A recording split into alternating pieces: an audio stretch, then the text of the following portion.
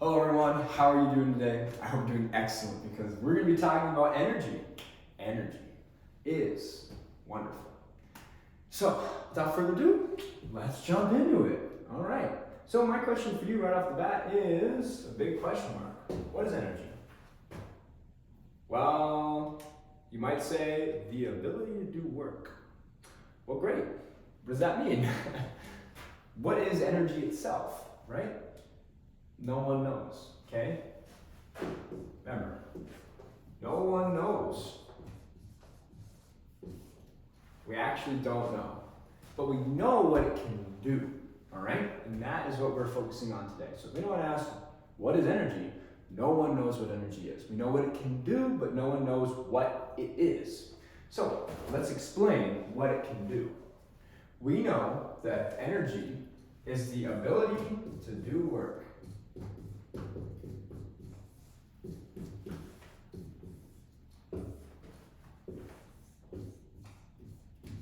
Ability to do work. We're going to answer what ability to do work means, okay? But for right now, let's talk about what the different forms of energy are. We have energy that is kinetic, 1/2 mass times velocity squared. Once again, we're seeing velocity, it's also squared. So velocity is very important, okay? And we have energy that is potential, which is weight times height. Or weight equals mass times gravity, all right? So weight times height is the potential. And then energy total is equal to energy kinetic plus energy potential. So these are our equations right here. So let's kind of dive into what energies are. So before we jump into talking about kinetic energy, remember that energy can be converted. It cannot be destroyed though. Energy cannot be created nor destroyed. It can only be converted. So all of these things are going hand in hand. We're going to be talking about that today. So energy kinetic, right? Kinetic energy. This is the energy of motion, all right? Energy of, oops, spelled that wrong.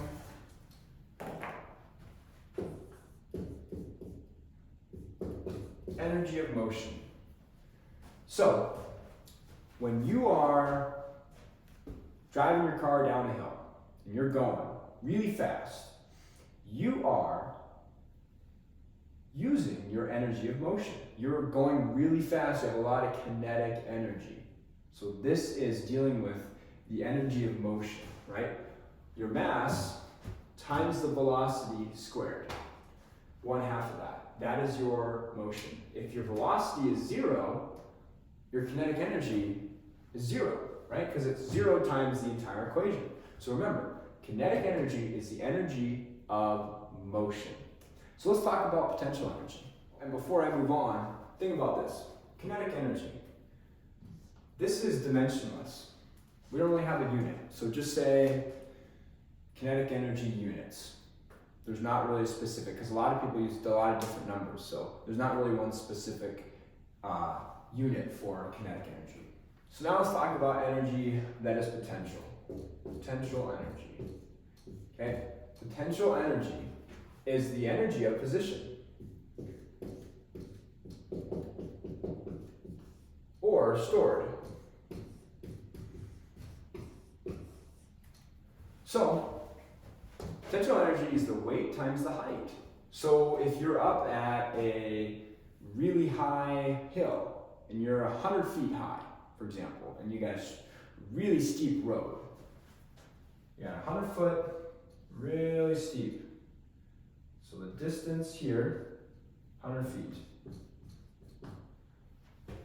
Our weight, let's just say we have a car here. Can I draw a car?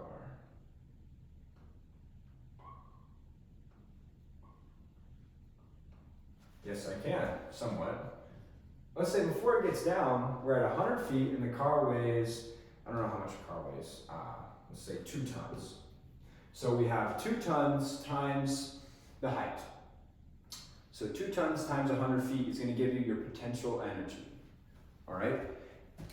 That is the energy of position or stored. Even though our velocity is 0, we have potential energy. So right now, our potential energy is 100%, and our kinetic energy is 0% of that. So let us now talk about kind of the exchange between the two. So let's take a roller coaster, for example. We have a roller coaster. We used to get up to the top, and woo, all this crazy stuff. Maybe not this crazy, but let's just say this is our roller coaster. Now, usually we have our carts getting pulled up. We're going up this way.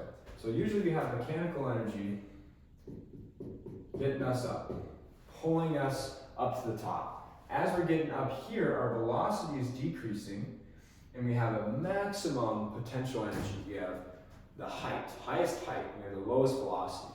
As we get down and we're starting to burn all that potential energy, it's converting to kinetic energy. Our velocity is increasing, our mass is staying the same. Then, as we continue along our ride, we're starting to trade that back off. We're starting to get back our potential energy, we're losing our kinetic energy, and the same thing here throughout the entire ride. So, it's always, always, always a transfer. There's not ever a creation or destruction of that energy. So, that's the key thing. They are transferring each other. And this is a crazy roller coaster. I don't know if don't have me be a roller coaster designer, but what I can tell you is that they transfer from each other. And remember, they always equal the same amount. So if there's a question on an exam, or you're just getting asked this in life, and you're like, well, if the potential energy, let's just say you're falling down here, and at the very bottom, you have 500 units of kinetic energy. So energy kinetic equals 500. Well, what did you start with? So energy potential equals what?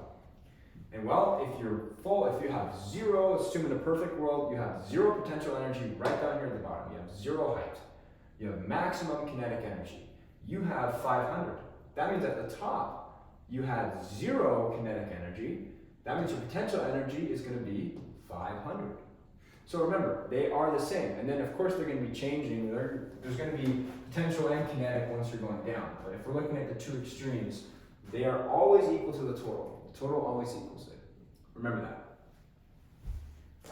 All right, now let's talk about some things that make up our explanations of energy and transfers of them. Okay, let's talk about force. If you've already watched my other video about lift, you'd probably be familiar with this, or it might have been a different video. So force is the change in pressure in a given surface area. Oops. Change in pressure times your area. Let me make sure oh, yep, I had it correct. Whoops. Okay, so force is the change in pressure times the surface area. Now, what does that mean?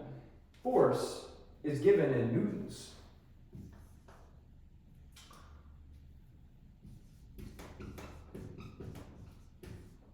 All right, so force is measured in newtons. And it'll kind of make more sense once I go through the other two, but they all work together, so bear with me here, all right? So we got force, which is the amount of change in pressure over a given surface area. That is what force is, and it's measured in newtons. Then, using force, we can now talk about power. So power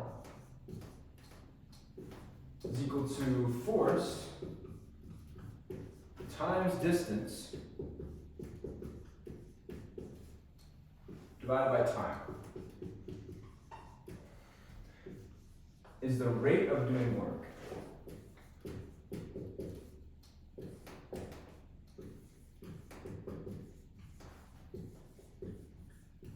Power is the rate of doing work.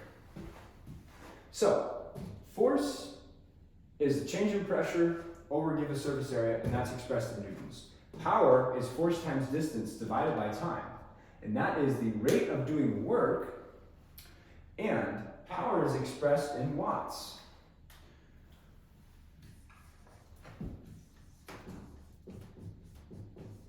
Okay? Power is expressed in watts.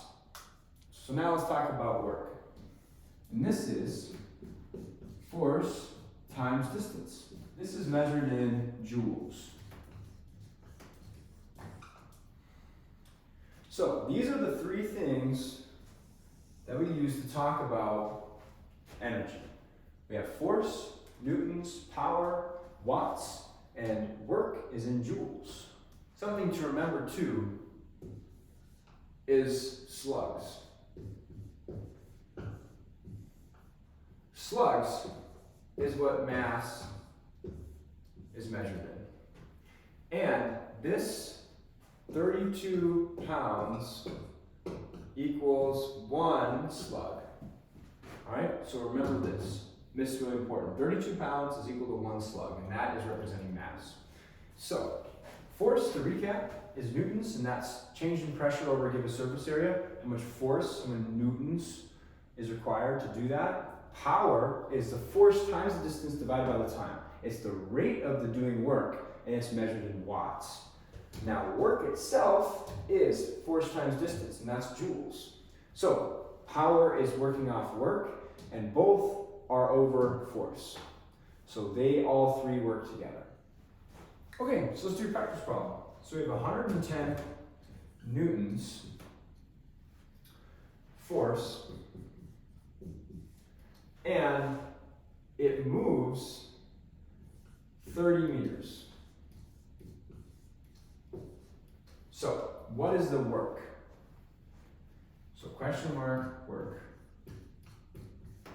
Well, that equals 110 newtons times 30 meters, and, well, that equals 3,300 joules. Okay, joules. So, that is the answer to that practice problem. Just making sure my numbers are right. So, now let's think about 110 newtons force over 30 meters. Let's just say it took us 20 seconds. So it took 20 seconds.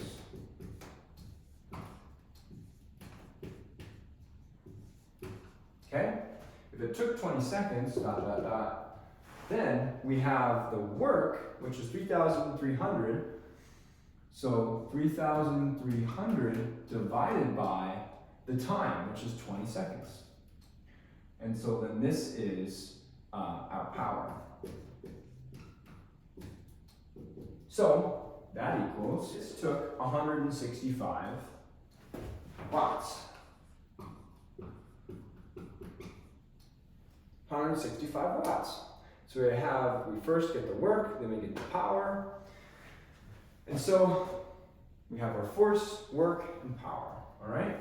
So those are some practice problems that kind of help you gauge how this works. One other thing that I forgot to mention that I wanted to add was a practice problem for some kinetic energy and potential energy. So we already did a potential energy problem in the previous one, but let's talk about an kinetic energy problem. So when we have kinetic energy is equal to 1/2 mass velocity squared, okay? That's our kinetic energy. So let's just say that we have 3,200 pounds object, okay? And it's moving at 100 feet per second. All right, so what is the kinetic energy? So first of all, remember, one slug is equal to 32 pounds. And a slug is measured for mass. That's our mass measurement. Oops, that was a water bottle. So 3,200 pounds, and we want to get into mass. Well, what's 3,200 divided by 32? Oh, that's correct, 100. So let's go here. So let me get my red. So to answer this question, we have 3,200 divided by 32 is equal to 100. So we have 1/2 times 100, and what's our velocity? 100 feet per second. 100 feet per second squared. So, move out of the way. So 1/2 of 100 is 50. So 50 times 100 squared, that is,